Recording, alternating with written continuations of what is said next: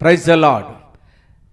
దేవుని వాక్యం పరలోక జీవితం మన జీవిత అనుభవముగా మార్చబడాలి.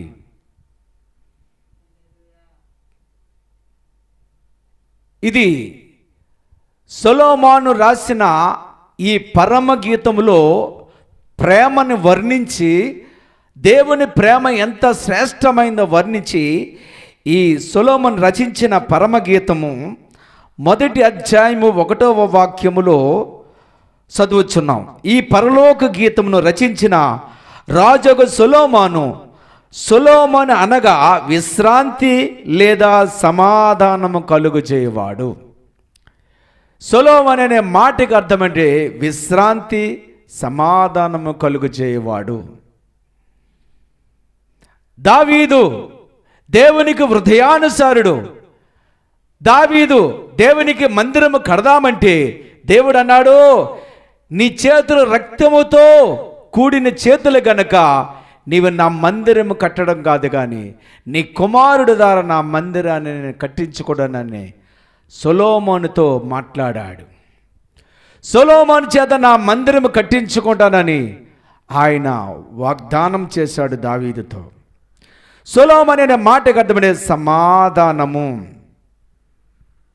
దేవుని నామ స్తోత్రము కలుగునుగాక. హల్లెలూయా.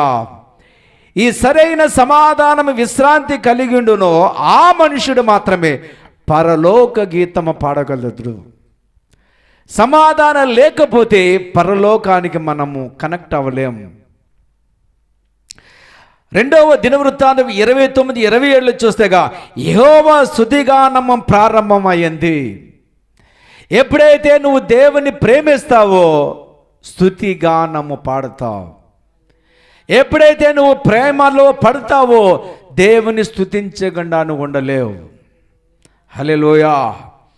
హిజ్కియా యెహోవా దృష్టికి యథార్థముగా ప్రవర్తించాడంట. హిజ్కియా కాలంలో యథార్థమైన పరిపాలన జరిగింది.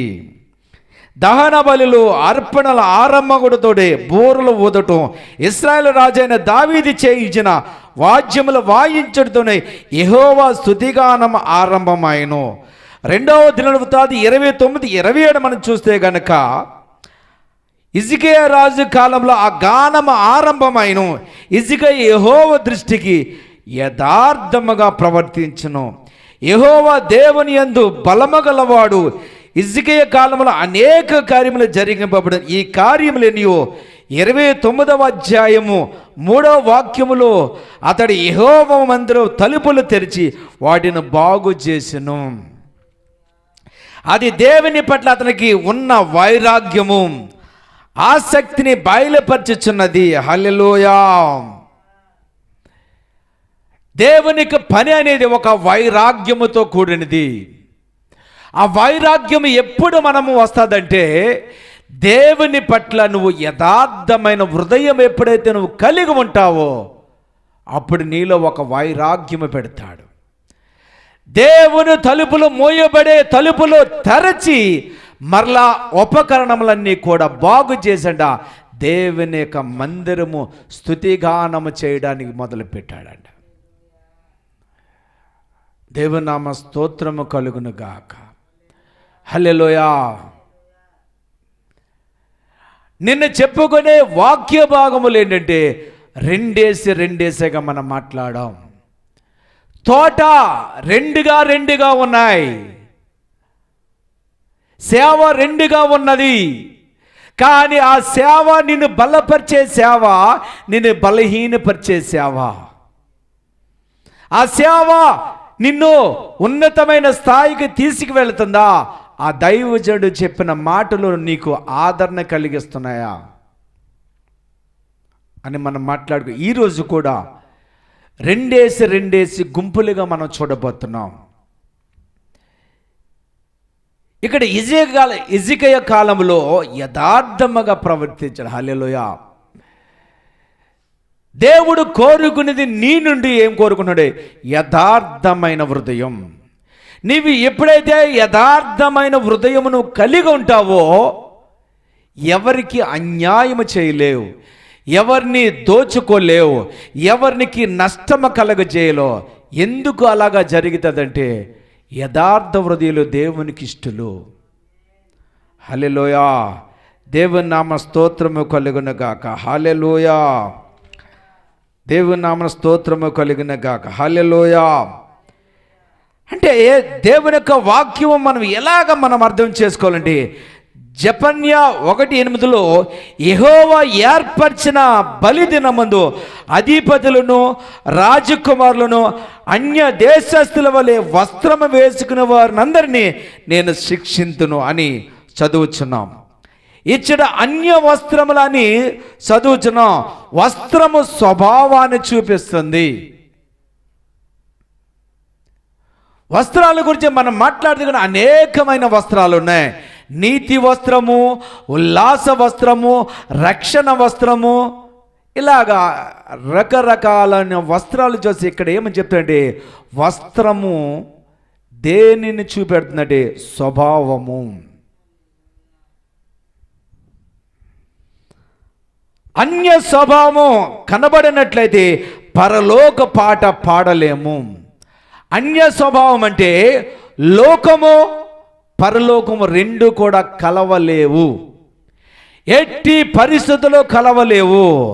పరిశుద్ధత అపరిశుద్ధత ఏ కోసాన్ని చూసినా కలవలేవు. హల్లెలూయా. వెలుగు చీకటి ఎప్పుడూ కలవలేవు.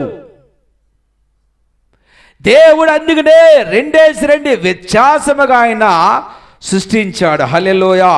ఎబ్రీల్ రాసిన పత్రిక 13:9 చూసే నానా విధములైన అన్య బోధల చేత త్రిప్పబడకుడి అని చదువుచున్నా. మనం అన్య బోధలు, తప్పైన ఉపదేశములు, దుర్బోధలు వెనక వెళ్ళకూడదు. దుర్బోధలు ఎక్కువైపోతున్నాయి. దేవుని వాక్యముతో నడవరు, ప్రార్థనలో నడవరు, వాళ్ళ పరిశుద్ధత. కానీ దేవుని వాక్యాన్ని ఈ లోకానుసారమైన అన్య బోధలతో కట్టబడ్డాయి.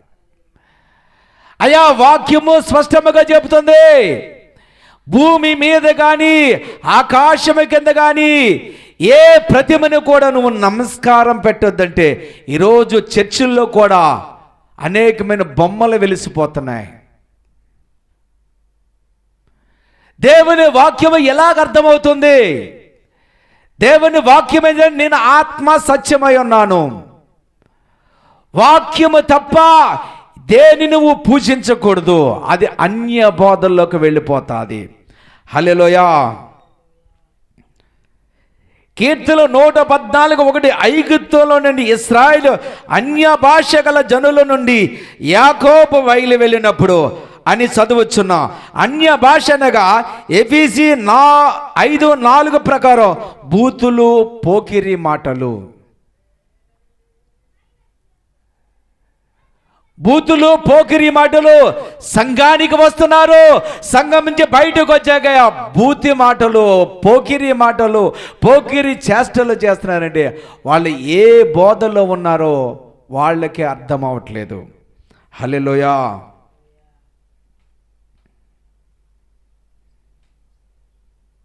యెరెమీయా 8:19 చూస్తే వారి విగ్రహముల చేతను అన్యమైన మాయ రూపముల చేతను నాకెలా కోపము రెప్పించిద్రి అని చదువుచున్నా. లోక మాయలు మన జీవితంలో ఉంచుకొనకూడదు. లోకముల మాయ, లోక మాయలు. అయ్యా నువ్వు ఎప్పటి నుంచో మేము ఇలాగ చేసాం, మేము చేసాం, కానీ దేవుని వాక్యమే నిన్ను చేసిందని ఎవరు బోధించట్లేదు. దేవుని నామ స్తోత్రము కలుగును గాక. హల్లెలూయా, హల్లెలూయా. అంటే ఇలాగా చూస్తే గనక ఈ అన్య బోధలు అంటే సంసోను విషయంలో చూస్తే గనక శరీరసారమైన ప్రేమలో చూచుచున్నాం. సంసోను దేవుని ఏర్పరచబడిన వాడే, ఇశ్రాయేలు ప్రజల్ని రక్షించవలసిన ఈ వ్యక్తి అన్య వ్యక్తుల దగ్గరికి వెళ్ళి ఆ యొక్క అన్య ప్రజలలోకి వెళ్ళిపోయి ఆ శరీరసారమైన ప్రేమలో పడిపోయాడు. న్యాయాధిపతుల గ్రంథము 16వ అధ్యాయం 4వ వచనం మనం చూస్తాం. 2 తిమోతి 4:10 దేమ ఇహలోకాన్ని స్నేహించి ఇది ఏ లోక ప్రేమ. ఇంకా చూస్తే కనుక 2వ రాజుల 5:22-23 చూస్తే గెహజా ద్రవ్యములను వస్తువులను ఆశించి శరీర లోక ప్రేమ భౌతిక వస్తువుల మీద ఆశ, ఇవన్నీ అన్య ప్రేమలు మనకి పరమగీతంలో పాటకు పరలోకములో మారటానికి ఎటువంటి కూడా అవకాశం లేకుండా పోతుంది.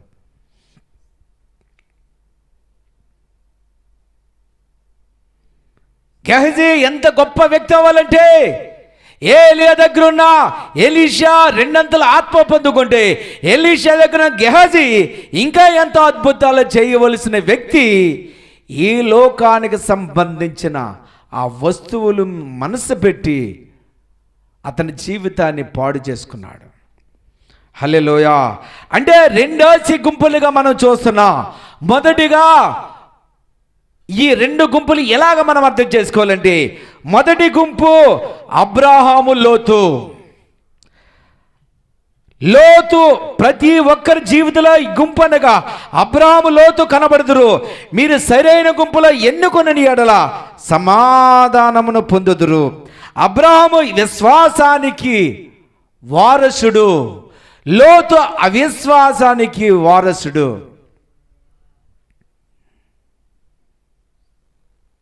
ఆదికాండం 13వ అధ్యాయంలో మనం చూస్తాం. ఇది అంటే విశ్వాసము అవిశ్వాసము 2 కూడా కలవలేవు.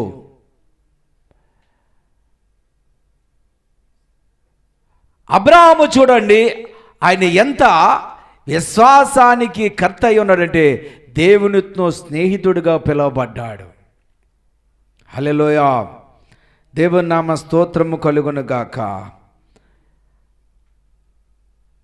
అబ్రాహాము, లోతు విషయంలో చూస్తే అనేకమైన పశువులు, విస్తారమైన ధనము ఉన్నప్పుడు వీళ్ళిద్దరికి గొడవలు వచ్చినప్పుడు అబ్రాహాము చెప్పాడు సమాధానకర్తకి,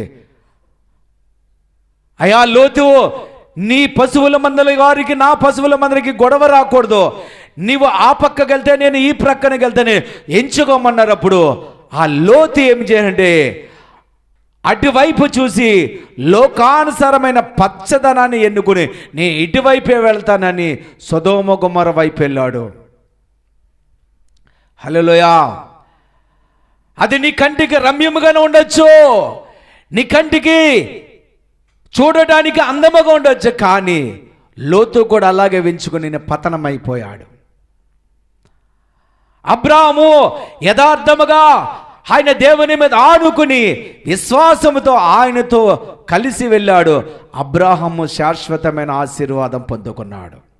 ఈరోజు అబ్రాహాము మనకు చెప్తే కనుక అబ్రాహాము మీద ప్రతి ఒక్క ఆశీర్వాదము మనకు రావడానికి కారణం ఏంటంటే దేవుని పట్ల విశ్వాసము కలిగి ఉన్నాడు.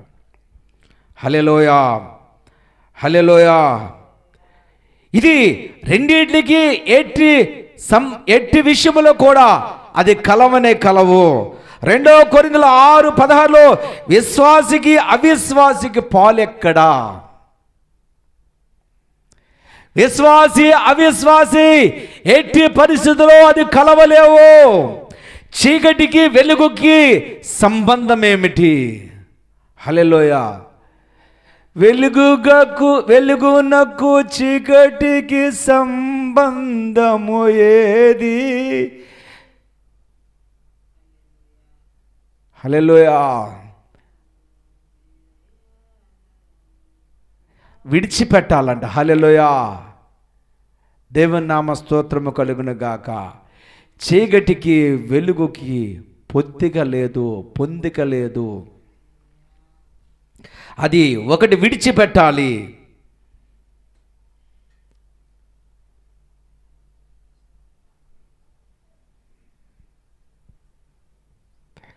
హెబ్రీయులకు రాసిన పత్రిక 1:16 చూస్తే గనుక నీవు అబ్రాహాము యొక్క గుంపులో నువ్వు ఉంటే గనుక లోతుని ఖచ్చితంగా విడిచిపెట్టాలి. లోతు అనేది లోకానుసారమైన బోధ విడిచిపెట్టాలి, లోకానుసారమైన ఆశీర్వాదాలు విడిచిపెట్టాలి. అబ్రాహామును గుంపువైతే దేవుని మీద ఆధారపడాలి. హల్లెలూయా, హల్లెలూయా. రెండవ గుంపు మనం చూస్తే ఇస్సాకు ఇస్మాయేలు. వీరిద్దరు కలిసి ఉండలేరు. ఇస్సాకు ఆత్మీయుడైన మనుషుడు, ఇస్మాయేలు శారీరక సంబంధి. ఇస్సాకు ఆధ్యాత్మికమైన ఆత్మీయుడైన మనుషునిగా మనకు కనబడుతున్నాడు. ఇస్మాయిలు ఇస్సాకును పరిహసించాడు. దీన్ని బట్టి ఇద్దరు ఒకే చోట ఉండలేరు, అందుకనే వేరైపోయారు. హల్లెలూయా. ఈ వ్యత్యాసం చూసే గలతీల 5:17 చదివితే ఆత్మీయులైన మనుషులు శారీరకమైన మనుషులతో జీవించిన ఎడల సమస్యలు, గొడవలు, కలహములు ఏర్పడతాయి. హల్లెలూయా. గలతీ 4:30 చదువుచున్నా. దీని యొక్క భావం ఏంటి? మీరు ఇస్సాకుని ఎన్నుకోవాలని లేదా ఇస్మాయిల్ ఎన్నుకోవాలను, మీరు ఆత్మీయులుగా ఉండవాలన్నా లేదా భూ సంబంధమైన వారిగా ఉండవాలన్నా, ఈ రెండు కలిసి ఉన్నట్లయితే కలహములు, గొడవలు వస్తాయి. దేవుని నామ స్తోత్రము కలిగినవి గాక. మూడవ గుంపు యాకోబు యాసావు. యాకోబు యాసావు. యాసావు చూస్తే గనక అతని జీవన విధానం చూస్తే పొట్టకూటి కోసము పనిచేశాడు. వేటాడి నేర్పరి అయిన అరణ్యవాసి నుండి యాకోబు సాధువైన తల్లితో కూడా గుడారమును నివసించుచుండను. గుడారము విశ్వాస జీవితానికి సాదృశ్యం. గుడారం అనేది ఆధ్యాత్మికమైన జీవితానికి సాదృశ్యం. గుడారం అనేది ప్రార్థనకు సాదృశ్యం. యాకోబు ఈ లోక సహవాసం, లోక కార్యముల కొరకు కష్టపడుచు బతుకుచున్నాడు. హల్లెలూయా. అందుకే యాకోబు యాకోబు ఒకే జన్మంలో ఉన్న సెపరేట్గా దేవుడు సృష్టించాడు. హల్లెలూయా. దేవుని నామమున స్తోత్రము కలుగును గాక. హల్లెలూయా. యాకోబు ఎన్నుకున్నట్లు విశ్వాస జీవితం కలిగిన పరిశుద్ధులతో సహవాసము కలిగి ఉండుటే ఎంత శ్రేయస్కరమని మనం ఈ లోక కార్యములతో లోకముతో కలిసి ఉండకూడదు. హల్లెలూయా. దేవుని నామమున స్తోత్రము కలుగును గాక. యాసావు అన్య జాతుల స్త్రీని వివాహం చేసుకును. ఇవి యాసావు జీవితంలో కనబడిన కొరతలు. అయితే యాకోబు కష్టజీవి. ఆదికాండం 31:40 యాకోబు ప్రార్థనాపరుడుగా మనం చూస్తున్నాం.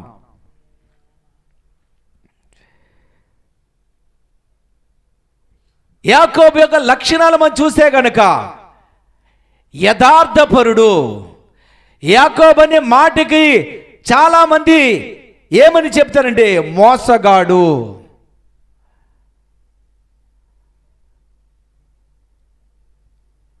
కానీ యాకోబు సరైన రీతిలో మన బైబిల్ చదివితే కనుక యాకోబు అయ్యా నేను యథార్థపరుడు కాదయ్యా అని ఒప్పుకున్నాడు. ఒప్పుకుని నా అన్నను మోసం చేశానని ఒప్పుకున్న యథార్థమంతుడిగా మనం కనబడుతున్నాడు. ఎప్పుడైతే యథార్థంగా ప్రవర్తించాడో దేవుడు ఆయనకి మరొక పేరు పెట్టాడు. ఇక నుంచి నీవు ఉన్నది ఉన్నట్టుగా నాతో చెప్పావు గనుక ఇక నుంచి నీ పేరు ఇశ్రాయేలుగా మారుస్తున్నాను.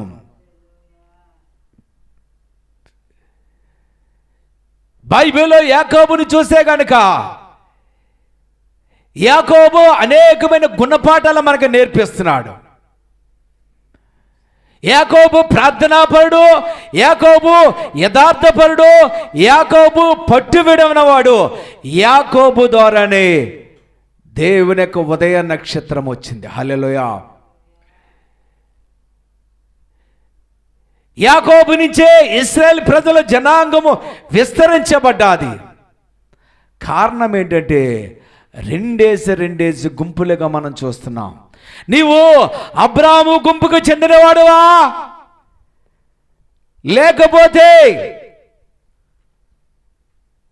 లోతు గుంపుకు చెందినవాడువా, లేకపోతే ఇస్సాకు గుంపుకు చెందినవాడా, ఇస్మాయేలు గుంపుకు చెందినవాడా, యాకోబు గుంపుకు చెందినవాడువా, యాసావు గుంపుకు చెందినవాడువా?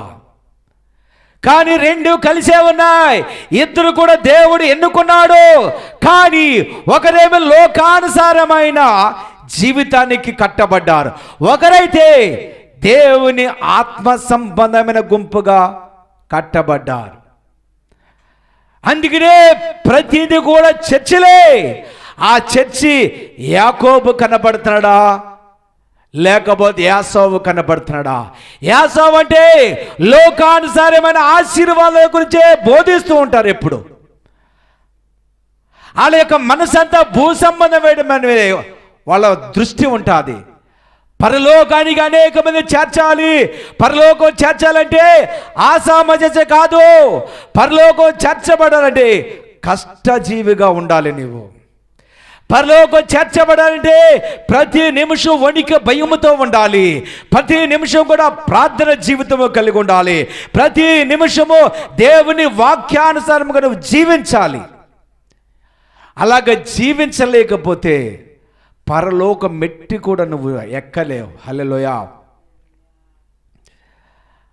అయ్యా, దేవుడు మనల్ని రక్షించబడేటప్పుడు అన్ని విషయంలో ప్రాణం ఆత్మ దేవులో రక్షించాడు ఆయన.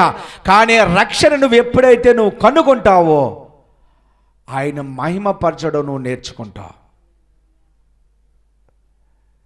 ఈ లోకంలో ఉంటా కానీ లోకానుసారమైన ముట్టలేవు. ఇంకా దేవుని సేవకులు కూడా చెప్పుకొని, విశ్వాసులని చెప్పుకొని దేవుని యొక్క సన్నిధికి వెళ్తున్నాం. కానీ మన నోటి మాటలు ఎలాగొస్తున్నాయి, మన పనులు ఎలాగున్నాయి, దాన్ని బట్టే నువ్వు ఏ గుంపులో ఉన్నావో నీకు అర్థమవుతుంది.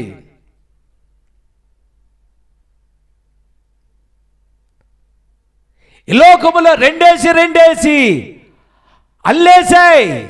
అందుకనే మొట్టమొదటిగా ఆది కాండములో చూస్తే కనుక ప్రతిదీ కూడా రెండేసిగా సృష్టించాడు. వెలుగు చీకటి, ఆకాశము భూమి, సముద్రము భూమి, అలాగా రెండేసి ఆడ మగ పక్షు జాతిలో ఇలాగా రెండేసి ఎందుకు సృజించాడంటే ప్రతి దానికి వ్యత్యాసముగా చేశాడు. ఆయన చేసి ఆదామును కూడా చేసి మంచి చెడులు పెట్టాడు. మంచిది నువ్వు ఎన్నుకుంటున్నావా, నీవు దేవుని పోలికలో మార్చబడతావు. చెడ్డదాన్ని నువ్వు ఎన్నుకుంటున్నావా, నువ్వు అపవాద పోలికలో మార్చబడతావు. దేవుడు చేయలేని పని ఒకటి ఉంది. అదేమిటంటే నీకు సొంత చిత్తం ఇచ్చాడు, నీ చేతిలో పెట్టాడు. మరణము జీవము నీ చేతిలో పెట్టాడు. ఏదైతే నువ్వు చూన్ చేసుకున్నావో అలాగే నీ జీవితం ఉంటుంది. అలాగే ఏ గుంపులో ఉన్నావో, ఏది నువ్వు చూన్ చేసుకున్నావో దాన్ని బట్టి నీ ఆశీర్వాదాలు కూడా నీ దగ్గరికి వస్తావంటే. ఎవరో ఒకరినే నువ్వు కాపరిగా చేసుకోవాలి. నీ కాపరికి ఉన్న లక్షణము నువ్వు గమనించాలి.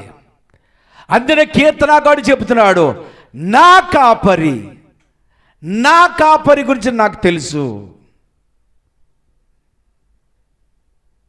నా కాపరి ఎలాంటి వాడో నాకు తెలుసు, నన్ను ఎలాగ పోషించగలదో నాకు తెలుసు.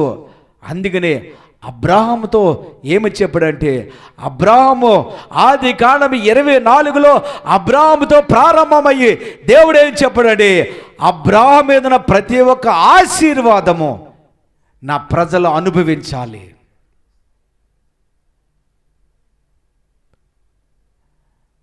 అందుకనే ప్రతి బోధ, ప్రతి ఒక్క ప్రార్థన నీ గ్రాపు పెరుగుతుందో నువ్వు చూచకపోతే ప్రమాదములో పడతాం.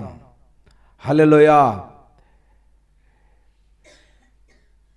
దేవుని వాక్యము సరైన రీతిలో మనం వెళ్తే కనుక ఈరోజు ప్రతి ఒక్కళ్ళ పేరు పెడతారు. మంచి చేసినా నీకు చెడ్డ మాటలు వస్తాయి, చెడు మాటలు వస్తాయి. కానీ దేవునికి యథార్థంగా మనం చేస్తున్నామా లేదా? హల్లెలూయా.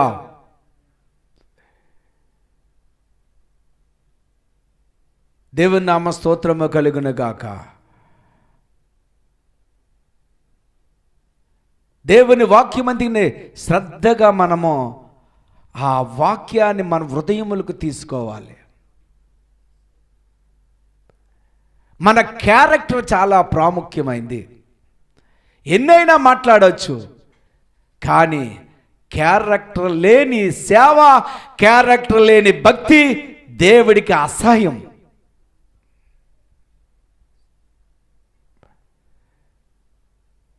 నేను ఎలాగ బ్రతుకుతున్నాను, ఎలాగ జీవిస్తున్నాను, అది ప్రజల విషయంలోనూ దేవుని విషయంలోనూ భయపడి వెళ్ళాలి.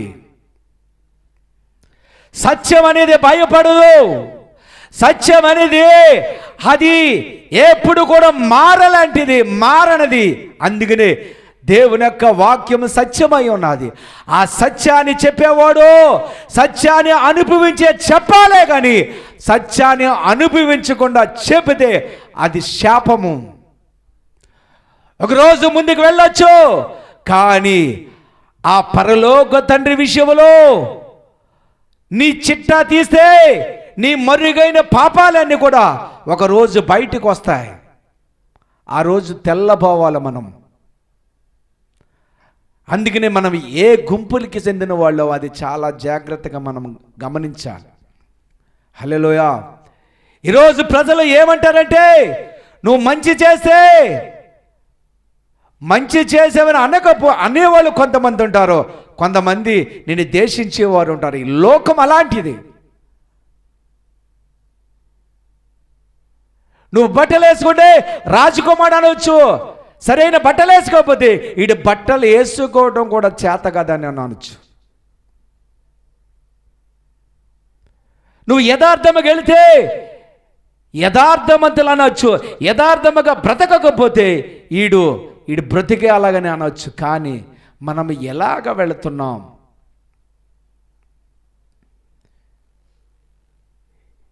పరలోక గీతము రచించబడినప్పుడు ఆయన సొలొమోను ఎలాగ రాశాడంటే, మనము పరలోకానికి చెందిన వాళ్ళం. ప్రతి దినము కూడా ప్రాణం, ఆత్మ, దేహములో దేవుని వాక్యముతో నువ్వు అంటకట్టబడాలి, ప్రార్థనలో అంటకట్టబడాలి. అయ్యా, ఒకటి నేను చెప్పగలుగుతాను, ఇది మరణం అనేది ప్రతి ఒక్కరికి తథ్యమే. ఈ భూమి మీద పుట్టిన ప్రతి ఒక్క మనిషి కూడా చనిపోవక తప్పదు.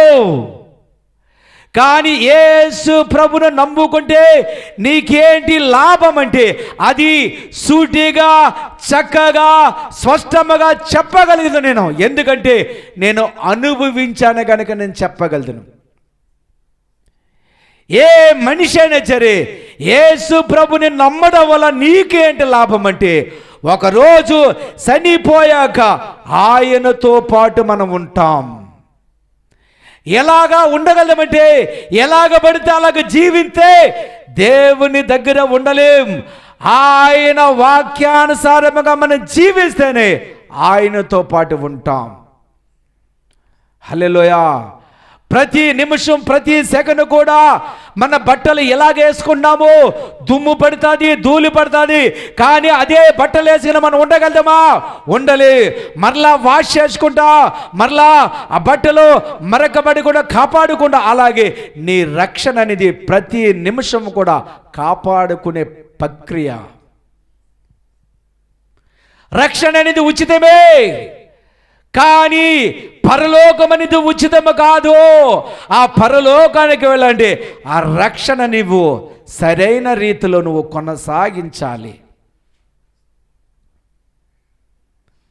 2024 సంవత్సరాల క్రితమే నీవు నరకానికి వెళ్ళకూడదని నరకానించి ఆయన నిన్ను తప్పించాడు. ఆ తప్పించే ఆ అవగాహన నీకుంటే కనుక ఈ లోకములో ఉంటా, కానీ లోకంలో జీవించలే. నువ్వు చనిపోయినప్పుడు నాకు ఒక గమ్యస్థానం ఉంటుందని నువ్వు చెప్పగలగాలి.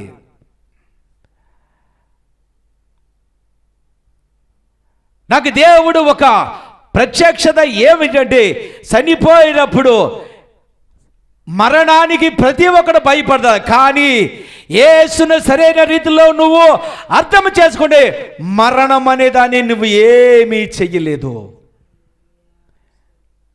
మరణానికి భయపడవు. ఎప్పుడు నేను దేవుని దగ్గరికి వెళ్తానని ఆశతో ఎదురు చూస్తావు. అందుకనే కీర్తనాకారుడు చెప్తున్నాడు, ప్రభువా మా దినములు మాకు నేర్పించు, మా దినములు మాకు లెక్కించడం మాకు నేర్పించు ప్రభువా, మాకు జ్ఞాన హృదయము దయచేయి. కీర్తనాకారుడు రాజుగా ఉన్నాడు, కీర్తనాకారుడు భార్యలు ఉన్నారు, కీర్తనాకారుడికి ఉపపత్తులు ఉన్నారు, కీర్తనాకారుడికి ఐశ్వర్యం ఉంది, అంతస్తులు ఉన్నాయి. కానీ ఆయన ప్రార్థన చూడండి, అయ్యా మేము బ్రతికే దినాలు ఒక్కొక్క దినము, ఒక్కొక్క రోజు, ఒక్కొక్క సెకండ్ మాకు ఎలాగ నడవాలో నేర్పించే జ్ఞాన హృదయము దయచే ప్రభు అన్నాడు. ఈ జ్ఞానం ఎవరికి అందట్లేదు. కారణం ఏంటంటే, ఒకరోజు మనము దేవునితో ఉంటామనే అవగాహన మనకు రావాలి. హల్లెలూయా. ఈరోజు ఎంత అమాయకత్వముగా ఉన్నారంటే, ప్రజలు ఇల్లు కడుతున్నారు, బిల్డింగ్ మీద బిల్డింగ్లు వేస్తున్నారు, ఆస్తులు సంపాదించుకున్నారు, అకౌంట్లో డబ్బు దాచుకుంటున్నారు. కానీ అది ఒకరోజు నీతో తీసుకువెళ్ళలేమని తెలుసు, అయినా దాని మీదే దృష్టి పెడుతున్నారు. కీర్తనాకారుడు చెప్తాడు, నా ప్రాణమా ప్రాణమా యెహోవా యందు ఆనందించుము. దేవుడిచ్చిన ఈ ధనం మీద నువ్వు ఆనందించొద్దు, దేవుడిచ్చిన పరుపును బట్టి నువ్వు ఆనందించొద్దు, దేవుడిచ్చిన భార్యల బట్టి నువ్వు ఆనందించు, దేవుడిచ్చిన రక్షణను బట్టి నువ్వు ఆనందించాడు. ఈ అవగాహన ఎప్పుడైతే సంఘానికి అర్థమవుతుందో, నువ్వు పరలోక పాట పాడకుండా నువ్వు ఉండలేవు.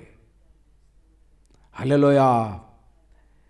భూమి మీద ఉంటావు, కానీ నీ ఆలోచనలన్నీ పై ఉన్న వాటి మీదే దృష్టి పెడతావు. నువ్వు ఏ గుంపుకు చెందిన వ్యక్తిగా ఉన్నావు? అబ్రాహాము గుంపులో ఉన్నావా? లోతు గుంపులో ఉన్నావా? ఇస్సాకు గుంపులో ఉన్నావా? ఇస్మాయిల్ గుంపులో ఉన్నావా? యాకోబు గుంపులో ఉన్నావా? యాసావు గుంపులో ఉన్నావా? ఇద్దరు కూడా దేవుడు ఏర్పరచుకున్న వాళ్ళే. కానీ ఒక వ్యక్తి అయితే ఆధ్యాత్మికంగా ఆత్మలో నడుస్తున్నాడు, దేవుని యొక్క యథార్థతలో నడుస్తున్నాడు, దేవుని యొక్క వాక్యానుసారంగా నడుస్తున్నాడు, దేవుని యొక్క ఆ పరిచర్యలో నడుస్తున్నాడు. ఒక గుంపు అయితే లోకానుసారమైన ఆశీర్వాదాలు, లోకానుసారమైన తిండి, లోకానుసారమైన పోకడలు, దీనికోసమే పరుగులెడుతున్నాడు.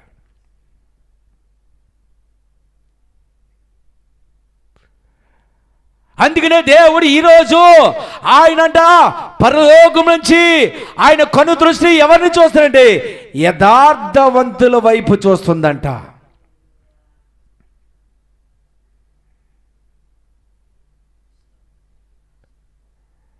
క్రైస్తవులుగా చెప్పుకుంటున్నాం, ఇతరుల వ్యక్తులు దోచుకోవటం ఎంత అసభ్యకరం అంటే సిగ్గుగా ఉన్నది. అది నీది కానిది ఎంత ఒక ₹1,00,00,000 ఇచ్చిన దాన్ని టచ్ చేయలేవు నువ్వు. యేసు ప్రభు అదే మాదిరి మనకి. యేసు ప్రభు ఈ భూమి మీదకి వచ్చి ఆయన కోసం ఆయన బ్రతకలేదు. ఏ వాక్యము చెప్పినా, ఏ ప్రార్థన చూసినా దేవుడు ఏమి చెప్తున్నాడంటే, నా తండ్రి చేసిన పనులే నేను చేస్తున్నాను, నా తండ్రి మాటలే మీకు చెబుతున్నాను, నా తండ్రి ఏది చేయమన్నాడో అది చేయడానికి వచ్చాను, నా తండ్రి చిత్తమే జరిగించడానికి ఇక్కడికి వచ్చానంటున్నాడు. ఈరోజు వాక్యం అర్థమో కావట్లే. ఒకరు ఒకళ్ళ పట్ల ఒకళ్ళు ధ్యాస, ఒకళ్ళ పట్ల ఒకళ్ళు అసూయ, ఒకళ్ళ పట్ల ఒకళ్ళ వారసత్వం. ఒకడు ఎదుగుతున్నాడంటే అది ఎలాగ తీసివేయాలి, ఒక బిల్డింగ్ కట్టుకుంటే అది నాశనం అయిపోయి. ఇది కోరిక ఏంటంటే అపవాది యొక్క కోరికలు. అయ్యా వ్యక్తి ఎదుగుతున్నాడు, ప్రభువా ఎదుగుతున్నాడయ్యా, అది దీవించడానికి స్తోత్రం అని చెప్పే ఆ నాలిక రావట్లేదు.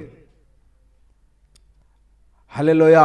అది ఎలాగ సాధ్యపడుతుందంటే పరిశుద్ధాత్మదేవ్ కనెక్ట్ అవుతే కనుక ఈ లోకములు ఉంటా, కానీ ఈ లోక పోకడలు నువ్వు పోకుండా దేవుని స్తుతించేవారిగా ఉంటావు. హల్లెలూయా. అటువంటి పరలోక పాట మనం పాడాలంటే నీవు భూ సంబంధమైన వాటి మీద దృష్టి పెట్టకూడదు. దేవుడు అందుకనే ఎప్పుడైనా మనం గమనించాము లేదు, చీకటి వెలుగు ఎప్పటికీ కలవలేవు. లోకము పరలోకము ఎప్పటికీ కలవలేవు. అందుకనే మనము ఏ గుంపుకు చెందిన వాళ్ళు అది చాలా జాగ్రత్తగా చూసుకోవాలి.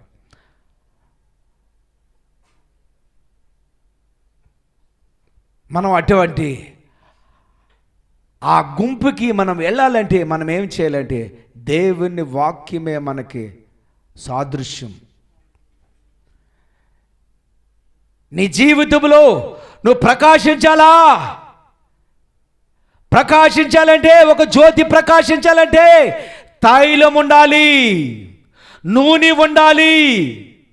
అలాగే దేవుళ్ళు నువ్వు ఎదగాలంటే పరిశుద్ధాత్ముడు నీకు ఖచ్చితంగా కావాలి. ఆ పరిశుద్ధాత్ముడు నువ్వు పట్టుకోగలిగితే కనుక యేసయ్య పోలికలో నిన్ను మారుస్తాడు.